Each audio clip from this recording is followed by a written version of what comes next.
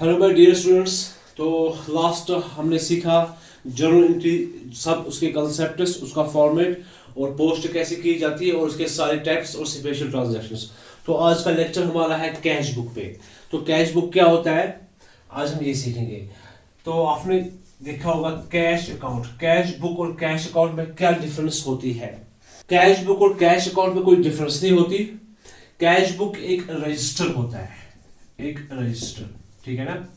अच्छा, क्यों बनाते हैं हम कैश बुक।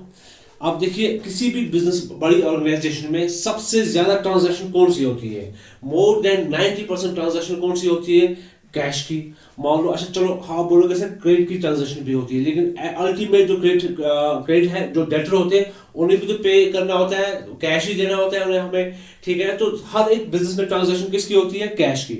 तो जर्नल एंट्री में इतनी सारी ट्रांजैक्शन को लिखना, ये खिचड़ी मचाना, खिचड़ी मच जाती है उधर। तो अगर हम ढूंढने की कोशिश करें तो थोड़ा मुश्किल हो जाता है, ठीक है ना।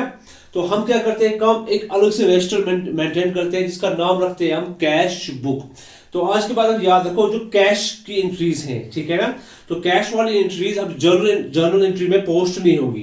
कैश वाली एंट्रीज कहां पर होगी? पोस्ट कैश बुक में। अब बोलोगे सर फिर कैश अकाउंट, कैश अकाउंट उन ऑर्गेनाइजेशंस के लिए है जो कैश बुक मेंटेन नहीं करती, ठीक है ना, या जिनके पास ट्रांजैक्शन जो होती है या एंट्रीज होती है बहुत कम होती है, या कैश की ट्रांजैक्शन बहुत कम होते हैं, तो वो क्या मेंटेन करते हैं? वो कैश अकाउंट बनाते हैं। अब वो ऑर्गेनाइजेशंस जिनके पास बहुत ज्यादा एंट्रीज होती है, बहुत ज्यादा ट्रांजैक्शन होते हैं, तो वो अलग से एक रजिस्टर मेंटेन करते हैं जिसे हम बोलते हैं कैश बुक।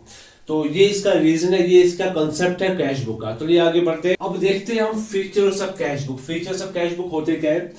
इसमें वही ट्रांजैक्शंस रिकॉर्ड होती है जो जिनका नेचर क्या हो, कैश का या बैंक का, ठीक है ना। अगर हमने कैश सेल किया तो वो रिकॉर्ड होगा इसमें, ठीक है ना। हमने कैश परचेज किया तो वो रिकॉर्ड होगा। हमने कोई फिक्स एसेट परचेज किया कैश से, वो भी रिकॉर्ड होगा, ठीक है। हमने बैंक के जरिए परचेज किया, हमने कोई चेक किसी को दी तो वो भी इसमें रिकॉर्ड होगा, ठीक है ना। हमने बैंक में पैसा डाला तो वो भी रिकॉर्ड होगा, हमने बैंक से पैसा विड्रॉ किया वो भी इसमें रिकॉर्ड होगा। तो सारी वो ट्रांजैक्शंस जिनका नेचर क्या हो, कैश हो, ठीक है, जिनमें कैश आता हो, वो कहां पर रिकॉर्ड होती है? कैश बुक में। Number 2, it's real account. Real account में आप जानते हैं क्या होता है? अगर हमारा एसेट इंक्रीज होता है तो क्या करते हैं हम? डेबिट। अगर हमारा एसेट क्या होता है? डिक्रीज, तो क्या करते हैं हम? क्रेडिट। तो इसका नेचर क्या है? Real account. और cash book performance functions of both journal and ledger. तो मैंने अभी आपको कहा कि जर्नल में हम कैश की एंट्रीज नहीं करते, तो इसका मतलब जर्नल का काम हमें कौन देगा? कैश बुक, ठीक है। तो हमें कैश अकाउंट बनाने की भी जरूरत नहीं है। अगर हम कैश बुक या रजिस्टर मेंटेन करते हैं तो लेजर का काम भी कौन देगा हमें? Cash book. तो इसीलिए बोला जाएगा cash book performance functions of both journal and ledger. अब देखते हैं टाइप्स ऑफ कैश बुक। कितने टाइप्स होते हैं कैश बुक के, ठीक है।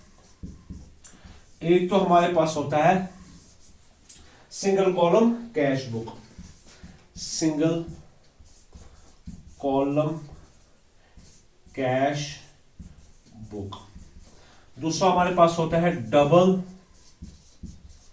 Column cash book, and the third one is triple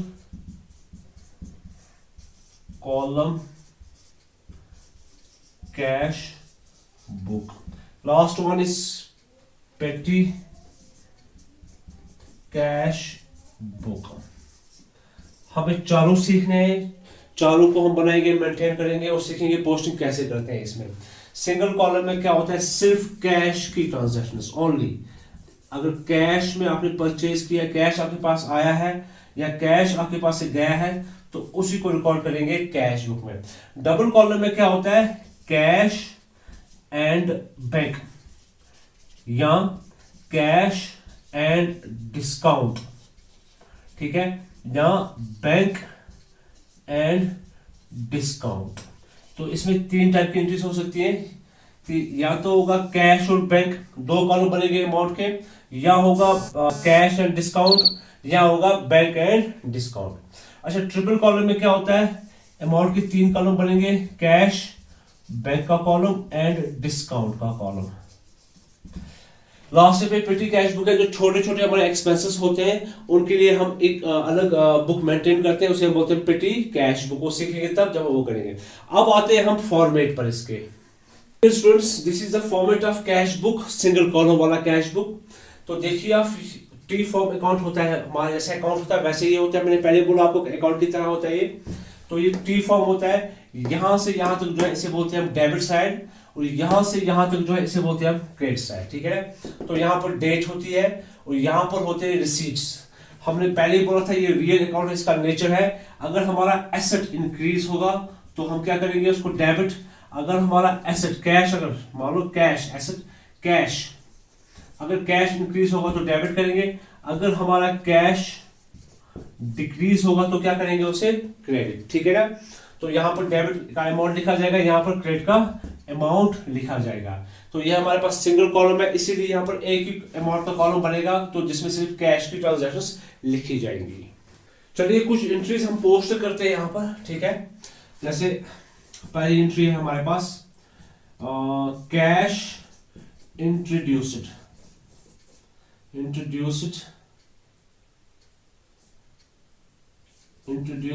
in business ₹10,000। अच्छा, इसकी एंट्री क्या होगी, cash account debit to capital account, ठीक है।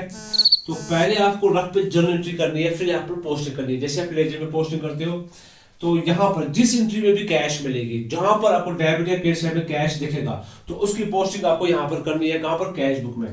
तो यहाँ पर आप देख पा रहे हो जो कैश ये कहां पर है, ये डेबिट साइड में है, तो हमें भी यहाँ पर डेबिट साइड में जाना है। तो डेट भी मान लेते हैं यहाँ पर 1/1/2022 है, ठीक है ना। तो ये कैश कहाँ है, डेबिट साइड में, तो हमें भी डेबिट साइड में जाना है। यहाँ पर डेट लिखनी है 1/1/2022। तो यहाँ पर हम लिखेंगे डेबिट साइड को स्टार्ट करते हैं हम 2 से, क्रेडिट साइड को स्टार्ट करते हैं हम 22 से। ये कंपलसरी नहीं है, ये ऑप्शनल है, आप 2 लिखो या मत लिखो, तो आपकी अपनी मर्जी, ठीक है। तो कैश का ऊपर है डेबिट साइड में, तो यहाँ पर आएंगे। कैश के अपोजिट क्या लिखा है, कैपिटल, तो हमें अपोजिट एंट्री लिखनी है यहाँ पर 2 कैपिटल अकाउंट, और यहाँ पर डालना है हमें 10,000, ठीक है।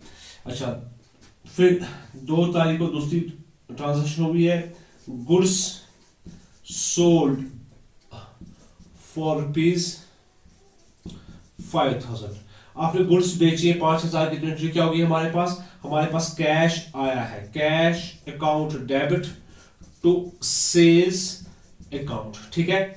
अब यहाँ पर कैश कहां पर है, डेबिट साइड में कैश है, तो हम भी डेबिट साइड में जाएंगे, पहले डेट लिखेंगे, तो हम यहाँ पर लिखेंगे 2। अच्छा, कैश के अपोजिट में क्या है, सेल्स, तो यहाँ पर लिखेंगे हम सेल्स अकाउंट।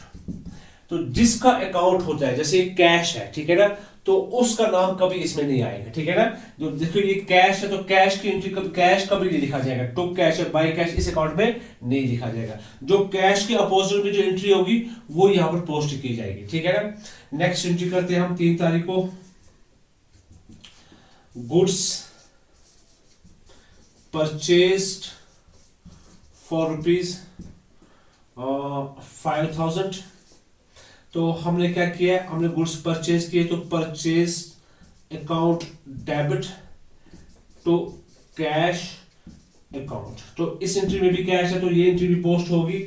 लेकिन यहाँ पर कैश कहां पर दिख रहा है आपको, क्रेडिट साइड में कैश दिख रहा है, तो यहाँ पर जाएंगे, हम लिखेंगे डेट पहले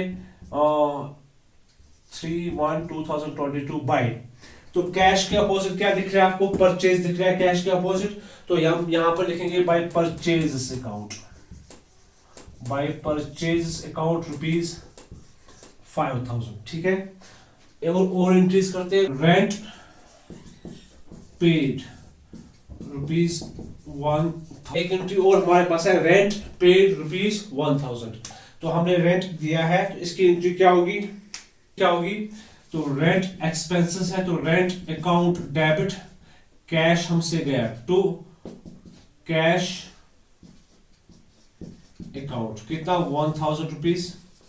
आपको एंट्री करने की जरूरत नहीं है, लेकिन रफ में आप एंट्री कर सकते हो ताकि आपको पोस्टिंग करने में इजी हो। अगर एग्जाम में क्वेश्चन आता है कि जर्नल एंट्रीज भी करो, फिर आप जर्नल एंट्रीज भी करोगे और कैश बुक भी मेंटेन करोगे, ठीक है। अगर आपको पोस्टिंग करना मुश्किल हो जाता है तो रफ में आप जर्नल एंट्रीज करोगे, फिर पोस्टिंग करोगे। तो यहाँ पर कहां पर है कैश, इस एंट्री में पहले देखो कैश है या नहीं, कैश है यहाँ पर, और किस जगह पर है, क्रेडिट साइड में कैश है, तो हम भी जाएंगे क्रेडिट साइड में, डेट डालेंगे, कुछ भी जो डेट दी होगी इसमें, तो लिखेंगे बाय, कैश के अपोजिट में क्या है, rent, by rent account 1000 rupees, ठीक है। और एक एंट्री करते हैं हम, goods sold to Ahmad, goods sold to Ahmad for rupees 5000, ठीक है। तो एंट्री क्या होगी, सबसे पहले देखिए क्या ये कैश ट्रांजैक्शन है या क्रेडिट ट्रांजैक्शन है, ये क्रेडिट ट्रांजैक्शन है, तो एंट्री क्या होगी हमारे पास, अहमद अकाउंट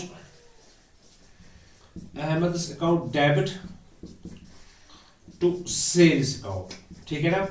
क्या इस एंट्री की पोस्टिंग होगी कैश बुक में, क्योंकि यहां पर तो कैश है ही नहीं, तो जिस एंट्री में आपको डेबिट या क्रेडिट साइड में कैश नहीं दिखेगा उसकी पोस्टिंग कैश बुक में कभी नहीं होती।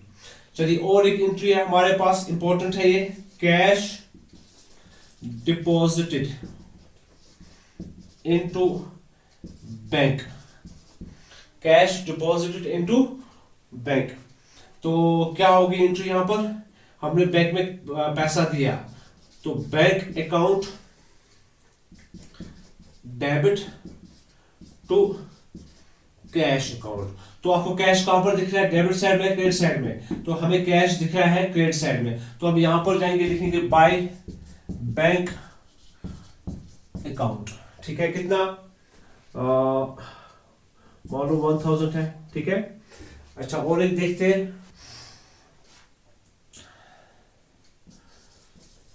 Machinery sold for rupees 5 lakh, हमने मशीन को बेचा, फिक्स्ड एसेट को बेचा, तो हमारे पास क्या आया, कैश आया, तो cash account debit to machinery account, ठीक है ना। हम यहाँ पर गुड्स नहीं लिखेंगे क्योंकि मशीन फिक्स्ड एसेट होता है, तो कैश कहां पर है, डेबिट साइड में, डालेंगे डेट, लिखेंगे टू, अपोजिट क्या है कैश के, मशीनरी अकाउंट,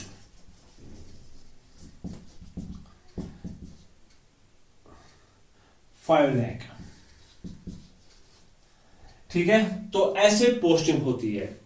तो ये जो हमारा कैश बुक है इसका हमेशा डेबिट साइड में ओपनिंग होगी, टू बैलेंस ब्रॉट डाउन, क्योंकि एसेट है तो एसेट की ओपनिंग कहां से होती है, डेबिट साइड में, और क्लोजिंग हमेशा इसकी कहां पर आएगी, क्रेडिट साइड में, by balance carry down. Why, देखो आपके पास जितना कैश होगा आप उतना ही खर्च करोगे, ठीक है। अगर मैंने आपको 10,000 दिया और मैंने बोला आपको खर्च करो, क्या आप 10,000 से ज्यादा खर्च कर सकते हो, नहीं कर सकते हो। तो टू बैलेंस बीडी 10,000 आया, तो बाई बैलेंस सीडी क्या आएगा, अगर आपके पास कुछ कैश बचा वो सीडी आएगा, वरना जीरो होगा।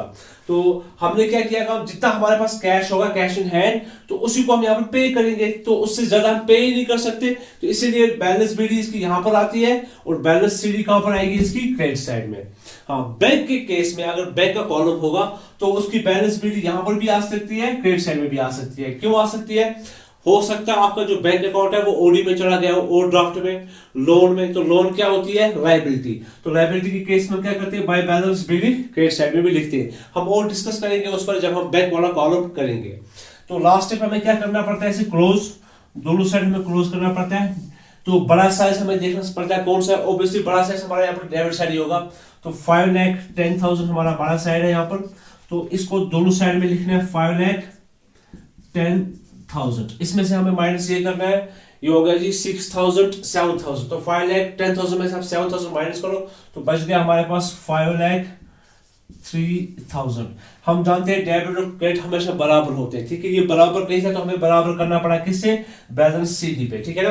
तो हमारे पास टोटल कैश आया कितना, 5,10,000, और ये हमने पेमेंट की, ये हमने खर्चा किया, और हमारे हाथ में अब कैश कितना बचा है, 5,03,000, ठीक है ना।